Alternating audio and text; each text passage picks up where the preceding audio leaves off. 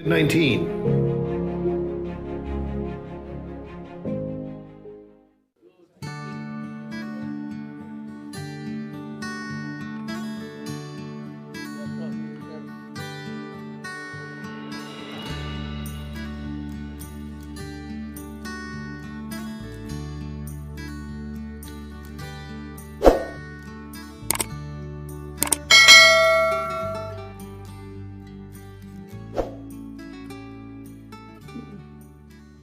Let us begin by congratulating Secretary Simato. You know, I remember that meeting, and I think everybody was there when I said, Del, kaya mong linisin to? And the answer was a very curtly given, said, kaya, kung trabaho eh. And people now are really enjoying the reclaimed area with the white sand, maski na papano. Wala naman talaga tayong magawa. You do it, may masabi sila. You do not do it, may masabi sila ni. What do you want us to do?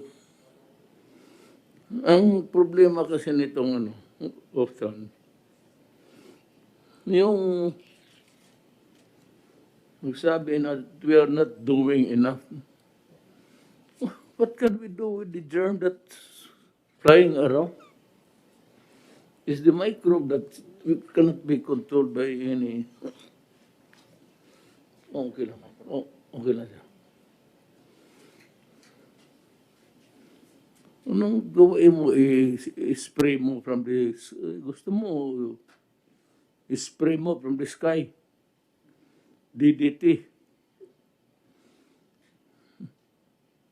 Wala mo tayong magawa dyan sa.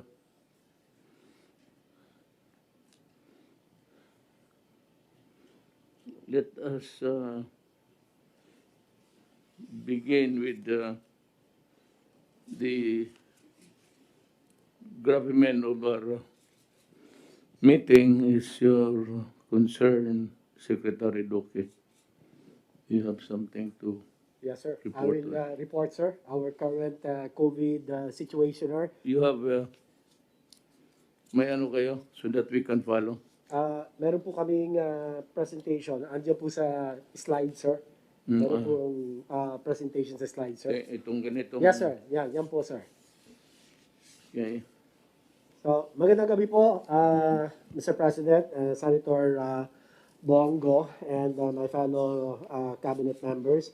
Malugod ko pong inuulat sa inyo ang pinakahuling datos patungkol po sa COVID-19 ngayon pong nakaraang linggo. At maraming salamat po sa pagkakataon, Ginoong Pangulo. As of September 21, may nadagdag na mahigit 3,000 kaso or 3,475 new cases. Sa nadagdag na 3,475 cases, ang 2,648 ay fresh cases at 827 ay late cases. Sa 2,648 fresh cases na naitala, 1,182 ay mula po sa NCR, 560 naman ang kaso sa regions 4A, 246 sa Region 3, 157 sa Region 7, at 503 sa mga natitirang rehiyon. Sa 827 late cases naman po, 361 ay mula sa NCR, 191 sa Region 4A, 51 sa Region 3, 37 sa Region 6, at 187 sa mga natitirang rehiyon. May bagong naitalang 15. Binawian ng buhay at ang ating case fatality rate ngayon ay mababa pa rin po, Ginoong Pangulo, as 1.7%. Ang case fatality rate po ay nakukuha natin when we divide the number of deaths over the number of total confirmed cases. Nakapagtala naman tayo ng mahigit 20,000 recoveries 20,021 recoveries kahapon po. 625 from reports at 19,396 time-based recoveries at 400 plus recoveries today. Ang ating total recoveries ay pumalo na sa 230,233. So malaki po itong recovery rate natin. I believe this is about 77 to 78% now. Ang active cases naman po ay 54,958. At sa mga ito po, 4,910 or 8.93% ay mga asymptomatic, wala pong mga sintomas, at 47,567 or 86.55% ay mga mild cases po. 751 or 1.37 ay severe. At 1,730 naman po ang naitala, equivalent to 3.15% ay critical. Ito po binabantayan natin at ito po ay tumaas ang atin na bilang ng critical cases na asa mga ospital, asa ICU po. Oh, I'm satisfied with your report. It reflects it mirrors the environment. Ngayon, ang susunod is going to report Del, you want to go ahead? Thank you, Mayor. This is just a small, quick update on our repatriation program. As of yesterday, Mayor, meron ng 200,223 OFWs na napauwi natin dito sa ating bayan at sila ay nadala na rin sa kanilang mga lalawigan. Meron pa tayong inaasahang 80,000 na uuwi according to Secretary Bello. Yun namang mga human remains from Saudi Arabia, 261 na ang dumating, 164 ang COVID case at saka 97 yung non-COVID. Yun naman ating mga kababayan na nasa Sabah, ang bilang po ng ating mga kababayan doon na total na uuwi ay 5,300. Ang nakarating na po rito sa atin ay 1,570. Ang nakarating na dito, mayroon pang darating na 400 sa Merkules at ang natitira pa doon sa Sabah ay 3,300. Yun po ang ating update sa mga repatriation. Ngayon po, ang ginagawa namin sa National Task Force, kami po ni Secretary Calves, ay umiikot kami. Nagpunta kami sa General Santos City nung last week kasi tumataas po ang bilang doon dahil doon sa phase 4. At kinausap namin sila at kung paano nila gagawin. At okay naman po yung kanilang reaction and I think they will be able to contain the spike of the cases. Ito pong last weekend ay nasa Baguio naman kami. Kinausap din namin yung, although wala namang problema ang Baguio, kaya po inipon lang namin lahat ng mga Cordillera provinces para kausapin sila kung turuan sila ng mga pamamaraan para hindi umakyat yung kanilang kaso. Ito pong darating ng mga linggo, marami pa kaming bibisitahin. Bataan, ating Batangas, at iba-iba pang mga lalawigan para po mapansyano natin para hindi na masulba natin itong problema ito. Yun lang po, Mayor. Maraming salamat. May tanong ako. Ito bang pauwi na mga Pilipino, is it because they are deported or it is a voluntary repatriation? Yung galing po sa Sabah? Oo. Gusto rin po nila umuwi, karamihan sa kanila dahil for a while, tumataas yung kaso doon sa Malaysia. Gusto nilang umuwi dito sa atin. Hindi naman sila pinapaalis yata ng ating kapitbahay. Pero they are volunteering to come home, 5,300 of them. So, yun po, mga voluntary na umuwi yan. So, but we have a long way to go actually. What's the total number of Filipinos who want to come home?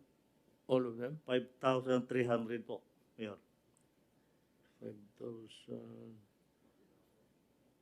Meron pang 3,300 na naghihintay na maiuwi natin. Majority of them. Majority of them are from Barm, Mayor. Tawi-Tawi, Sulu, and Basilan. Plus sprinkling of people from Cotabato, tsaka sa Zamboanga. Majority Tawi-Tawi. About 70 to 80% of those people are from Tawi-Tawi. Okay. Thank you. Yun na, Secretary Anyo. Magandang gabi po, mahal na Pangulo. Konti lang naman po ito. Una-una po ay napapasalamat po kami sa inyong decision at guidance na i-maintain po yung 1 meter distancing sa ating mga PUBs at mass transport. Nais ko lang pong ipaabot ang pasasalamat ng ating mga mayors at mga governors. Una-una na po yung mga National Capital Region mayors natin at yung pong League of Provinces of the Philippines, ang League of City Mayors, ang Liga ng Munisipalidad ng Pilipinas, Liga ng Barangay at ang ULAP. Nagkaroon po kami ng pagpupulong ng ULAP noong po September 18. Sa dako naman po ng Peace and Order, ito po yung report ni PNP Chief General Cascolan.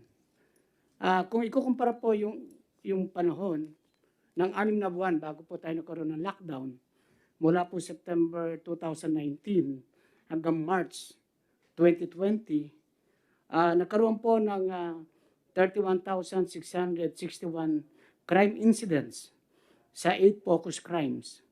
Kung ikukumpara po natin sa period ng lockdown, March 17, 2020, hanggang sa kasalukuyan, nagkaroon lang po tayo ng 16,879 crime incidents.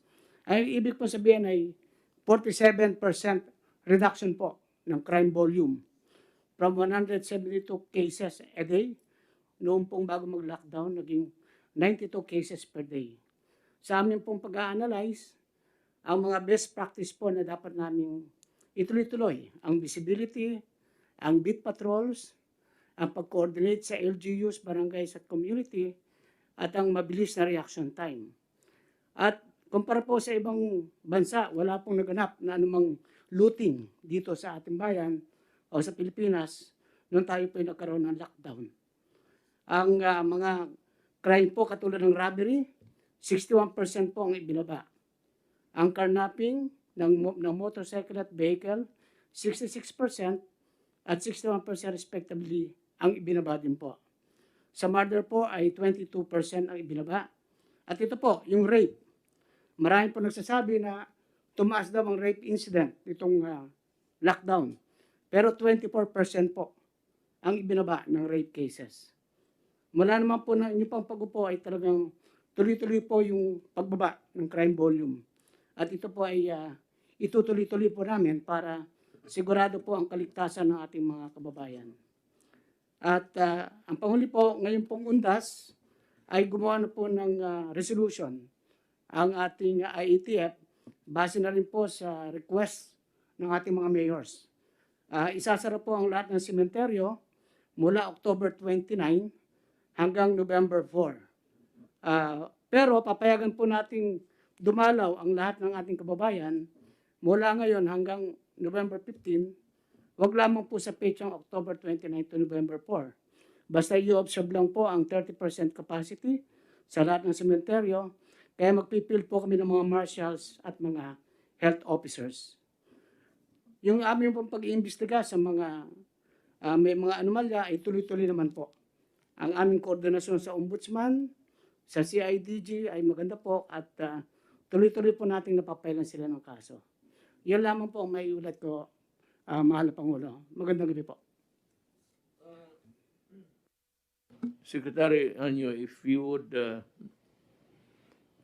notice the fact that at no other time yung yung rapport ng ombudsman pati executive department, maganda ang pagsamahan.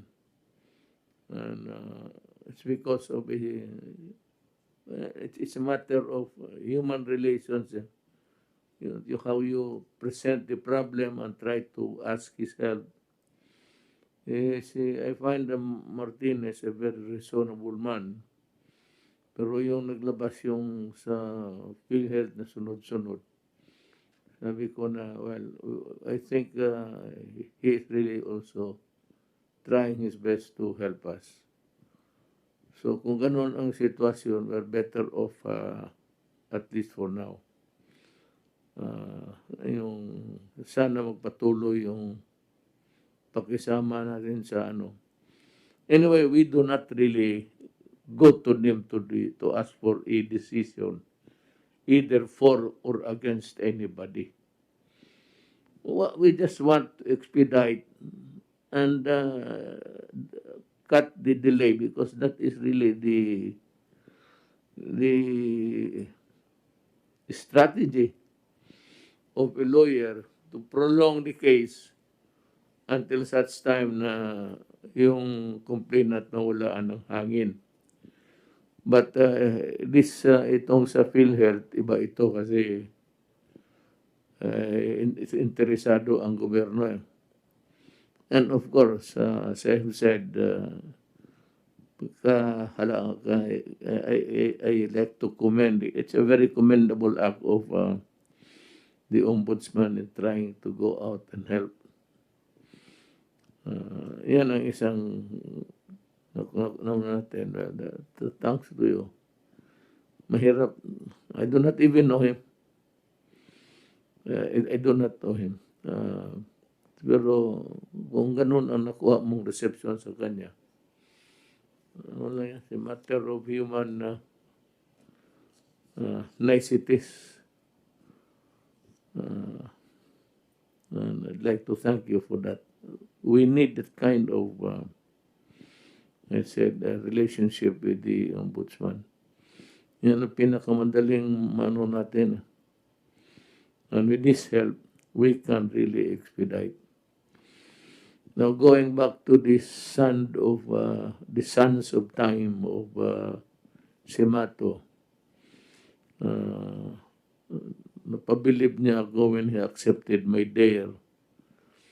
I don't know if you were there in the meeting sa hinamon ko siya. Sabi ko, kaya mo? Sabi niya, kaya ko, basta trabahuin lang. It was a very positive statement. It was not even a neutral thing or a thing that would border to speculative. Kaya, basta yun, wala. Sinabi niya, kayahin ko. And people are now enjoying the benefits of the determined action of a cabinet member to do good. Lahat naman kayo, papasalamat ako sa tulong ninyo. I think that I would, kung wala kayo, I would have a very hard time running the country. Because you are there, I'm not saying I have succeeded. That is for the people to assess or give when I'm no longer the president. But what I'm trying to impress also upon the people is that we are doing our job. Period. If you like it, kagaya nila na yung mga dilawan, baski anong sabihin mo, hindi mo gawin, masama ka. Gawin mo, masama ka pa rin. Putang ina mo, anong gusto mo? Sprayhan kita ng DDT. They're trying to delude people about, but they're trying to picture that there is a failure of government. No, we have done our best. We have responded to the medical needs of the hirap lang at a very high cost of human effort kay Secretary Doge with all the mga atake. We are surviving and we are only waiting for the vaccine. Yun naman talaga ang ano mo. When you take COVID, what about COVID? It's vaccine. Wala tayong pag-usapan dyan. Unless the vaccine is there, available and effective, the efficacy is proven, then we can really say that we are moving as far as we are. If I were to try to answer a question of how's it developing, wala. The dynamics is that we are in still waters. Hindi naman tayo barko na but we are in still waters with the engine conked out. And that is what we have, unless the vaccine is there. And for as long as human beings continue to relate to each other, wala tayong magawa. At hindi natin makulong ang Pilipino. We have been trying to be very strict about itong violations ng quarantine. We don't like it. I don't like it. It's a very, it's a transgression that's almost nalumbas ng bahay lang. Pero sa bagay, ito nagiinuman, nagputang yan. Yan, dapat ikulong ng pulis. Pero yung lalakad, non-emergency, pero yun, if you know the reason why, which is really true, and he needs to go out, then police na ang bahala dyan. You can give the direction. It's only those who really with intent to not obey the law or take it nonchalant. Yan ang problema.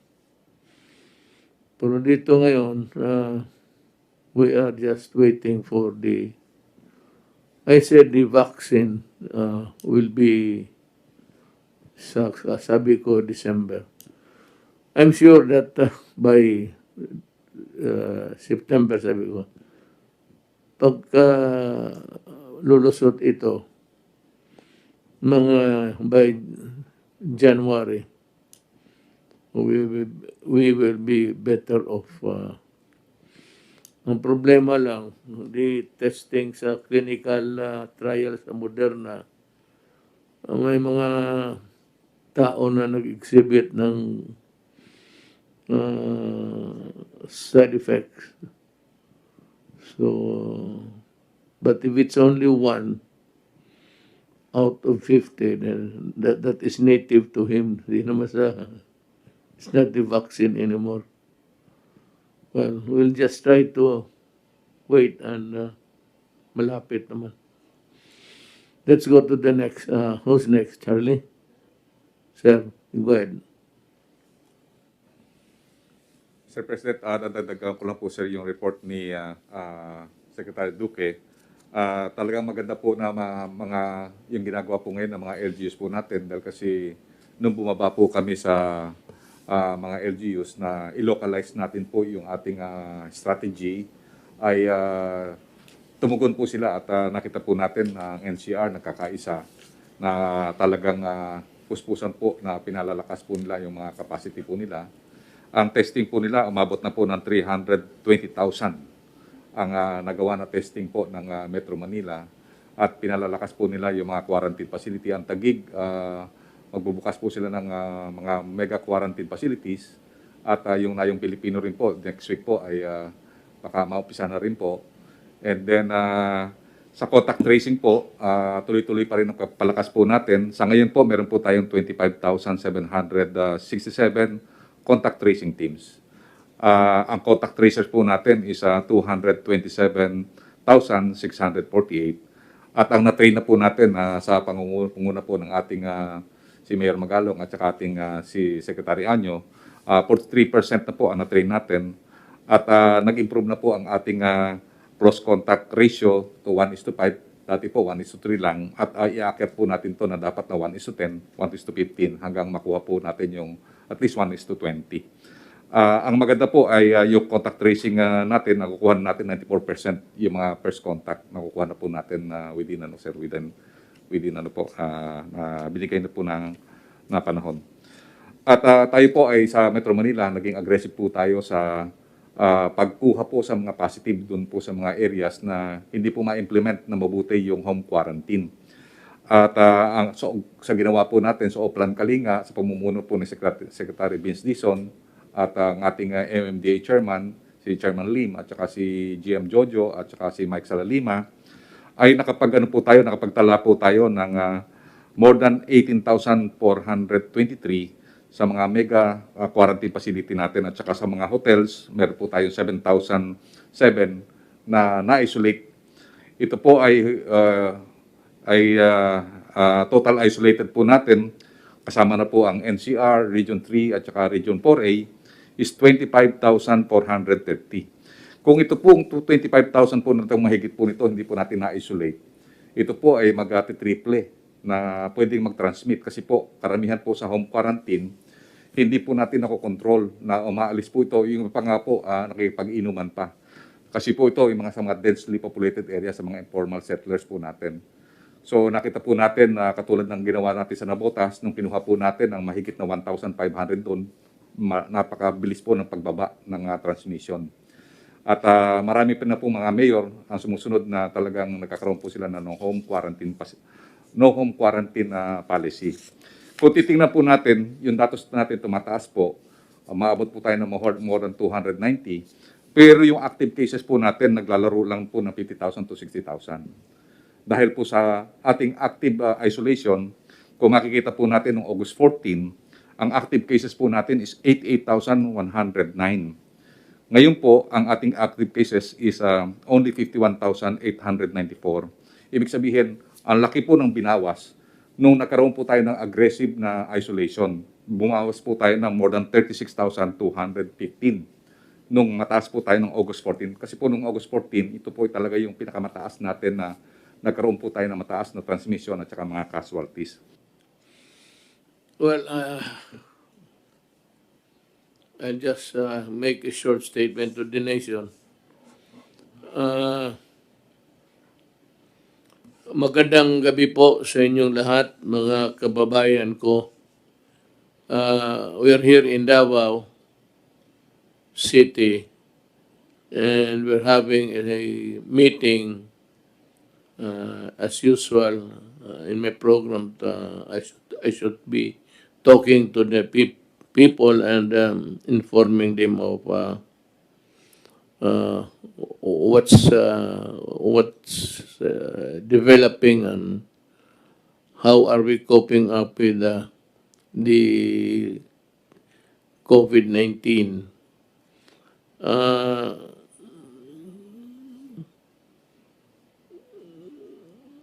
Sa aking executive order noon,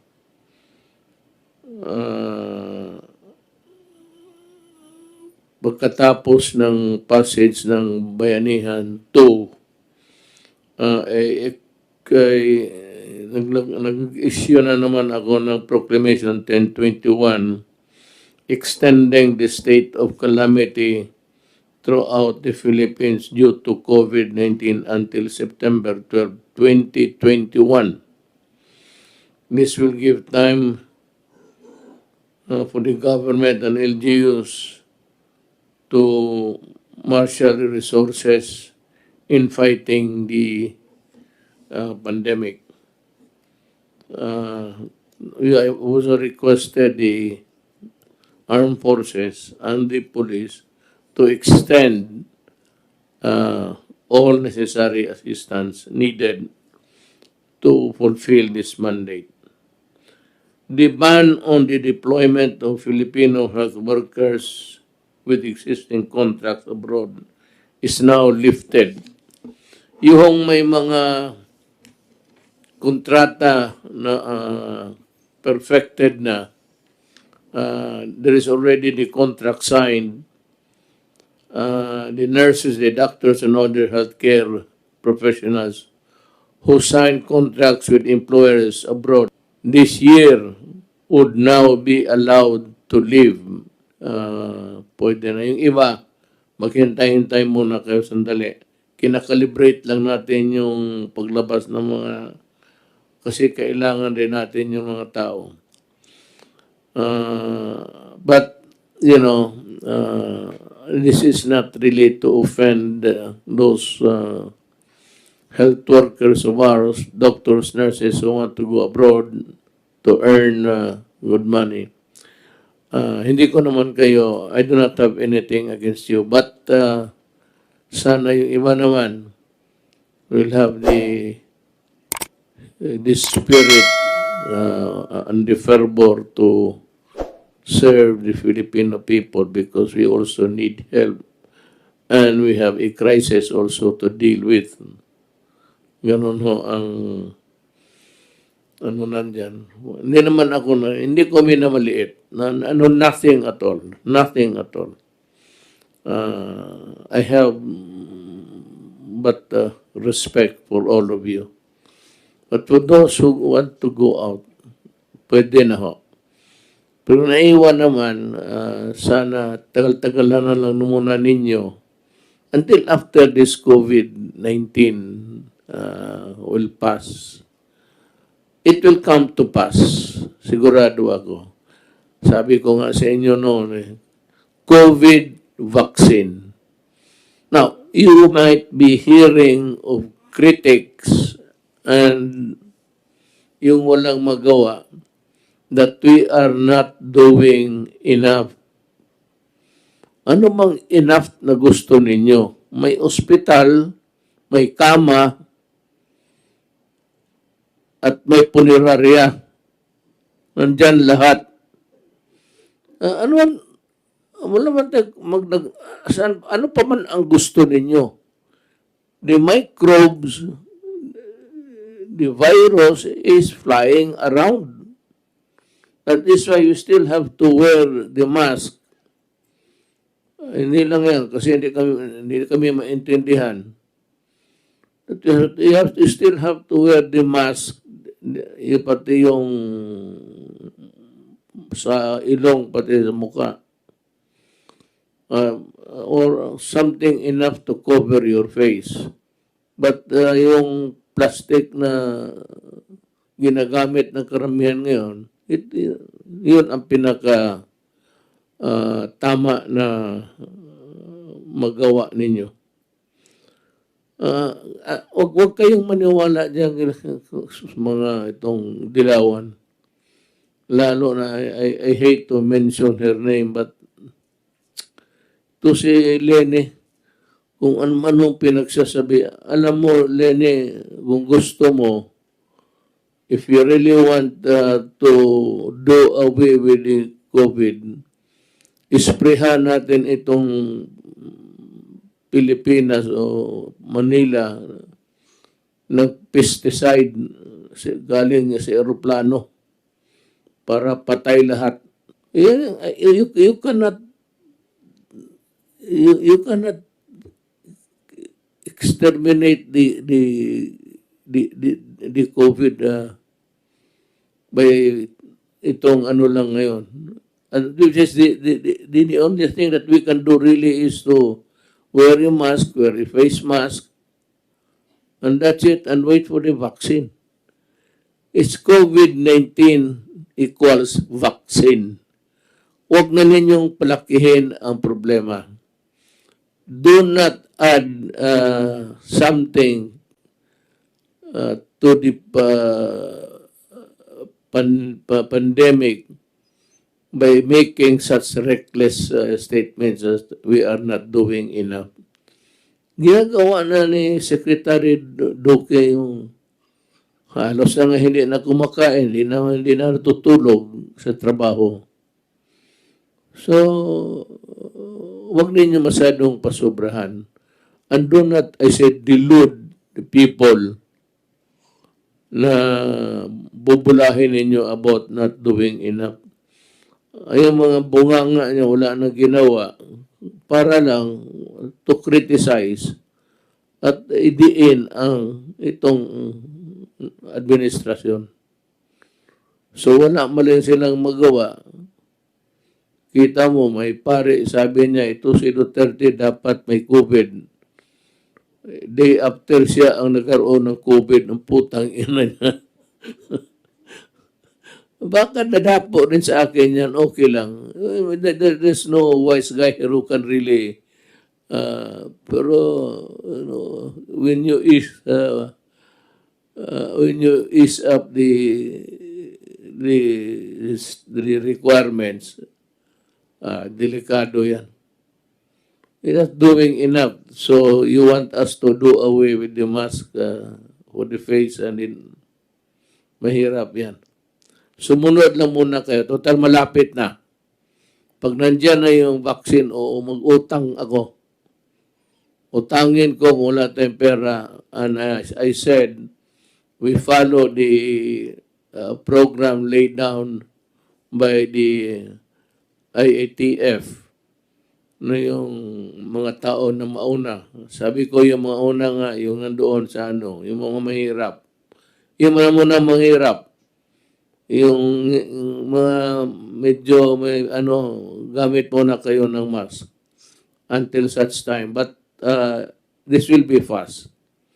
I have ordered that this be done in police stations with the doctors there para isa lang ang puntahan ninyo. Doon total, makuna, dali lang, injection lang yan. Doesn't take about 2 minutes, 3 minutes. Magtusok ng bakuna. Sa pulis na lang kasi mas madali mapuntahan ng mga tao. Pila lang kayo doon. Yung mga drug pushers sa tainga ipasok yung buwisit kayo, galit talaga ako. Huminto na kayo kasi mamatay talaga kayo. Hindi sabihin na mamatay, sabi ng human right na patayin kita, nakaupo, nakatali yung kamay. Mamamatay ka talaga kasi lalaban ka kasi alam mo magkukulong ka. That's why negosyo yan. You have to fight it out to survive, not only to avoid imprisonment, but yun ang hanap buhay mo. Kaya yan. Kaya ako galit sa inyo. Kayong mga NPA, sabi ko, mag-ano na lang, mag-linya rin kayo, pero doon kayo sa army camps para pagpasok mo, bakuna, diretso ka na sa stockade.